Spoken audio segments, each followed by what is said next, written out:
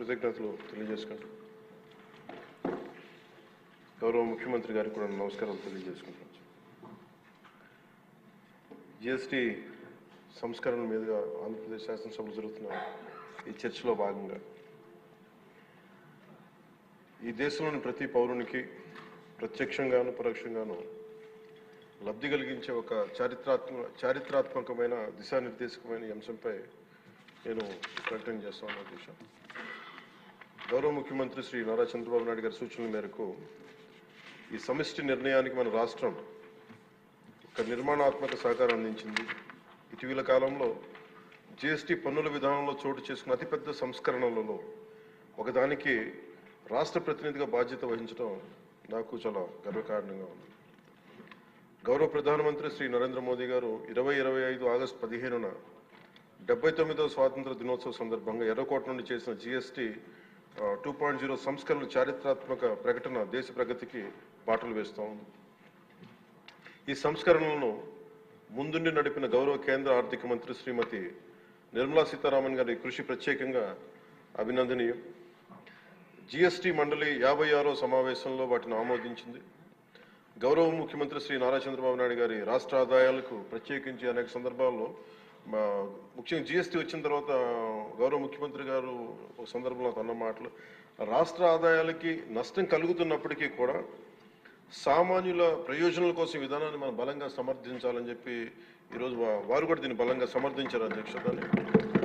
ఎందుకంటే మనకి ఆర్థిక ఆటుపోట్లని చూస్తూ కూడా వచ్చే ఆదాయం తగ్గిపోతున్న జిఎస్టీ సంస్కరణల వల్ల, కానీ దాన్ని ఇంకొకలాగా దాన్ని ఎలా పూడ్చుకోవాలని తెలిసి ఆయన ముందుండి దీన్ని మద్దతు తెలిపినందుకు వారికి నా కృతజ్ఞతలు తెలియజేస్తాను. ఈ చారిత్రాత్మక సంస్కరణలకు మద్దతు తెలిపిన తొలి రాష్ట్రంగా నిలిచింది నారా చంద్రబాబు నాయుడు గారి నాయకత్వంలోని ఆంధ్రప్రదేశ్ ప్రభుత్వం.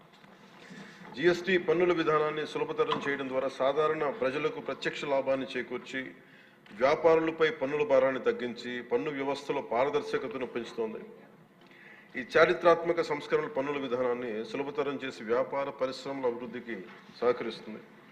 ప్రజల పొదుపును పెంచి కొనుగోలు శక్తిని పెంపొందించడానికి, కొత్త పెట్టుబడులను ఆకర్షించి దేశాన్ని స్థిరమైన వృద్ధి మార్గంలో నిలపడానికి దోహదపడుతుంది.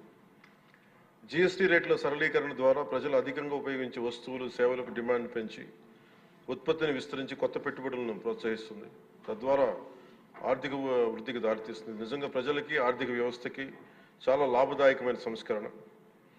రంగాల వారీగా చూసుకుంటే ముఖ్యంగా రైతుల కోసం ట్రాక్టర్లు, వ్యవసాయ యంత్రాలు, పరికరాలు మరియు ఇన్పుట్స్ పై పన్నులు తగ్గించడం వల్ల సాగు వ్యవసాయ వ్యయాన్ని తగ్గించి ఉత్పాదకను పెంచుతాయి.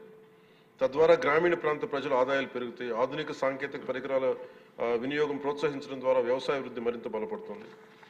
తక్కువ ఆదాయ కుటుంబాల కోసం పాలు కానీ, పెరుగు కానీ, పన్నీర్ లాంటి నిత్యావసర వస్తువులపై పన్ను 5% నుండి 0% తగ్గించడం ద్వారా రోజువారీ వ్యయాన్ని తగ్గిస్తూ ఉంది. నిత్యావసరాలు నెయ్యి కానీ, వెన్న కానీ, వంట పాత్రలపై పన్ను 12% నుంచి 5% తగ్గించడం కూడా కుటుంబ బడ్జెట్లకి ఇది చాలా ఉపశమనం కలిగిస్తుంది. అలాగే ప్రతి కుటుంబం కోసం ఉండే సబ్బులు కానీ, షాంపూలు కానీ, టూత్పేస్ట్ వంటి వ్యక్తిగత సంరక్షణ ఉత్పత్తులపై పన్ను 18% నుంచి 18% నుండి 5% పరిమితం చేయడం ద్వారా వాటి ధరలు చాలా గణనీయంగా తగ్గుతాయి. తద్వారా ఆరోగ్యం, వ్యక్తిగత పరిశుభ్రత మెరుగుదల కనపడుతుంది. మధ్యతరగతి కుటుంబాల కోసం కార్లు, ఫ్రిడ్జ్లు, టీవీలు, ఎయిర్ కండిషనర్లపై పన్ను 28% నుంచి 18% తగ్గించడం ద్వారా వాటి ధరలు అందుబాటులోకి వచ్చి ప్రజల జీవన ప్రమాణాలు మెరుగుపడతాయి. అలాగే గృహ నిర్మాణానికి సంబంధించి సిమెంట్ పన్నుపై కూడా